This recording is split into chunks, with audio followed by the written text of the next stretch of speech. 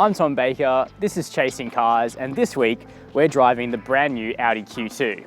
I'm pretty excited to drive this car because firstly, this is the first ever Audi that we've done on Chasing Cars, and a big thanks to all of our subscribers and commenters that asked us to drive it because Audi was convinced, and so that really counts for something. And if you haven't subscribed already, please do so by clicking below and then hitting the notification bell so you never miss one of our uploads.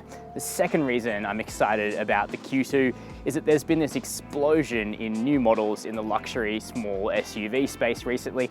We've driven a bunch of them, the Jaguar E-Pace, the Mini Countryman, the BMW X2. But what the Audi Q2 promises is to be just as good as all those cars, but at a lower price point. In fact, the Q2 is attractively affordable compared to something like an X2 or an E-Pace in particular.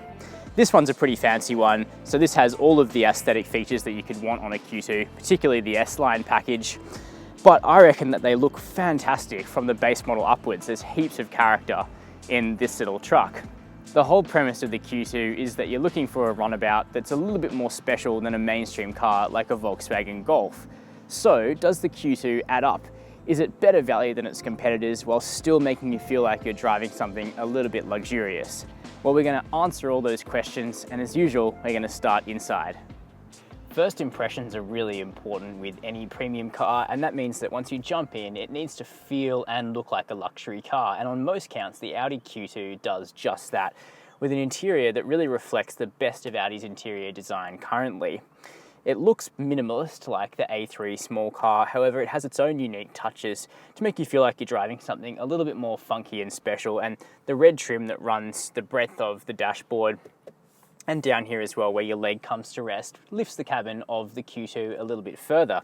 I really like the way that Audi's current interiors look and feel, and most of the touch points in here are nice and premium and luxurious as well, particularly this lovely flat bottom steering wheel, which is covered in really soft and sumptuous leather, and the same goes for the ball head shifter as well down here. Plus there's lots of nice materials up on the top of the surfaces that you can see, although at the end of the day this isn't a particularly expensive Audi, and they have used harder materials down here and also disappointingly all over the doors as well. That said, this is an interior that works really well in terms of function. It's not just pretty form. And what you get is Audi's signature infotainment. So every Q2 comes with this 8-inch screen up here.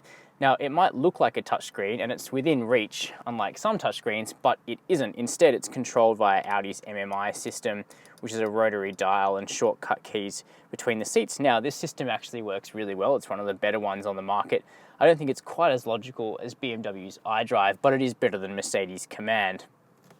The system does have Apple CarPlay and Android Auto as standard, which works nice and easily, allowing you to use, well, better voice control through Siri, as well as the apps that come on your iPhone or Android phone.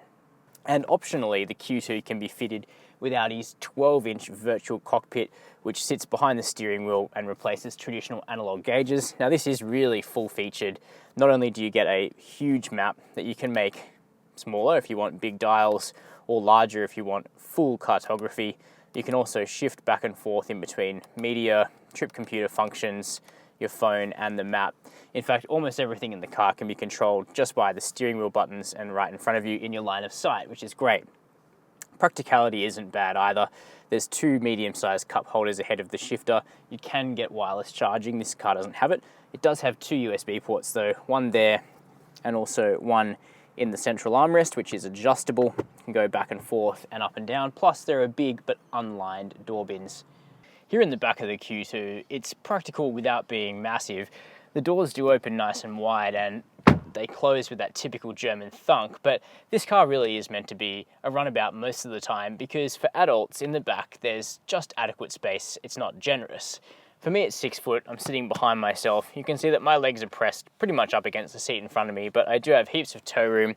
Headroom isn't an issue either. And actually the seat itself is pretty comfortable. The backrest has good support in it and the thigh angle's okay.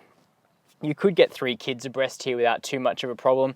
There's a big hump in the floor for the Quattro system, but you've got nice space for 2 people sitting side by side and 3 at a pinch.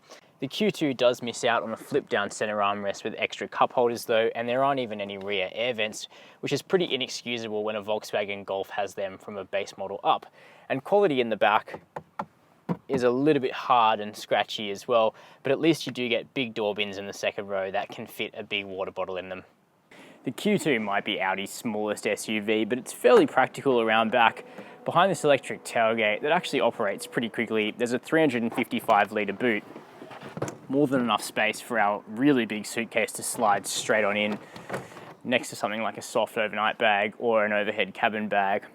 In terms of special features, the boot's okay. It's got 2 shopping bag hooks, one either side, a light. There's no underfloor storage because this one's a Quattro with the all-wheel drive system, and that stuff takes up the room underneath the boot floor. And there's also no way to drop those rear seats remotely from in the boot. You have to walk around the side to do that.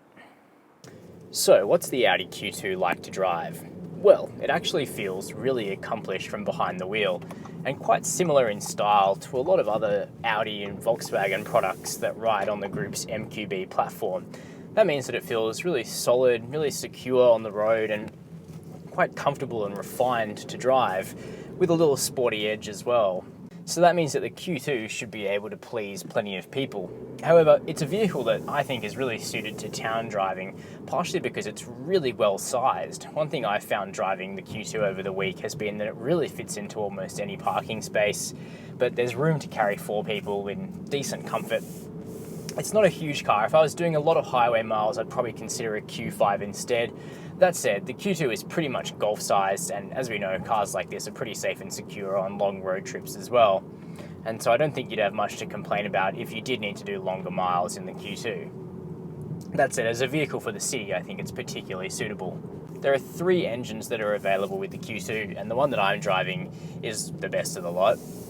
It's a 2-litre turbocharged petrol 4-cylinder that makes 140 kilowatts of power and 320 newton meters of torque. So those outputs are pretty healthy for a little car. Now this engine is basically the Audi Volkswagen 2-litre turbo petrol, and this is one of my favourite engines to put into a small car because there's heaps of torque from just above idle. It's super tractable, it's nice and quick off the line, and it's actually paired quite well to the Q2's 7-speed dual clutch automatic. Dual clutch automatics have gotten a lot better over the years, and this is actually an example of a good one. It doesn't hesitate too much off the line. The shifts are really quick, especially on the fly. It doesn't have that kind of roly-poly characteristic of dual clutch gearboxes from days gone by. It's good. If you do long miles, there's also a 2-litre diesel, but that's the most expensive engine of the bunch, so you'd really have to want to extract the economy out of it. But you might want to do that because I found that the 2-litre petrol's economy has been only average. I've only been able to get about 9 litres per 100 kilometres over the week, mostly driving in town, as most people will do. There's also a 1.4 litre turbo petrol engine. That's a nice little motor with 110 kilowatts of power, more than enough. But the issue with the 1.4 is that it only gets torsion beam rear suspension, and that means that the Q2 isn't very comfortable if you go for the lowest of the 3 engines, which is a shame because, you know, Golf, for example, the 1.4 is more than enough engine, and it has IRS in that car, no IRS in the base model Q2. In fact, in order to get independent rear suspension, you have to get a Quattro Q2, which means that it has all-wheel drive. This is actually a really good all-wheel drive system though. It has clever little features like if the windscreen wipers are turned on, it just knows to send torque to the rear wheels when you drive hard off the line, so you get instant grip. You're not waiting for the front wheels to slip before it distributes torque. The Quattro feels really safe and secure, and it's actually quite a lot of fun to punt around fast on a good road, even a really wet good road as we've had in Sydney for the last week or so. The particular Q2 I'm driving doesn't have the adjustable drive modes or adaptive dampers, so it's only got one mode. Now, we're on optional 19-inch wheels here, which means the ride quality is a little bit sharp over hard bumps, but it's pretty composed over lower frequency bumps like speed bumps and stuff like that. It's actually a fairly comfortable car to ride in. The steering can't change because we don't have the adjustable drive modes, but the single mode is really well judged. It's got enough heft to the tiller to make you feel like you're driving something a little bit more expensive while getting nice and light while you're parking. Road noise is okay, it could be a bit quieter, however the big wheels probably contribute some way to that. And the safety proposition in the Q2 is okay. You get autonomous emergency braking as standard, but you do have to option up things like adaptive cruise control and blind spot monitoring, arguably things you'd hope are standard on a car that costs more than a Mazda CX-5 with those features fitted gratis. So, those are my impressions of the Audi Q2. The small luxury SUV pack has exploded this year, and out of the lot we've tested already, the Q2 is the best.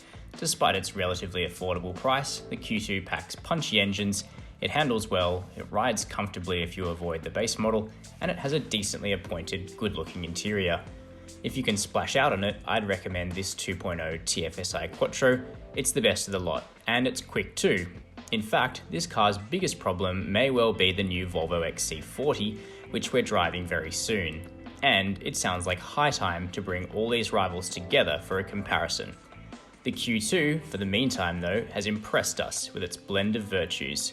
We think this is an easy vehicle to recommend.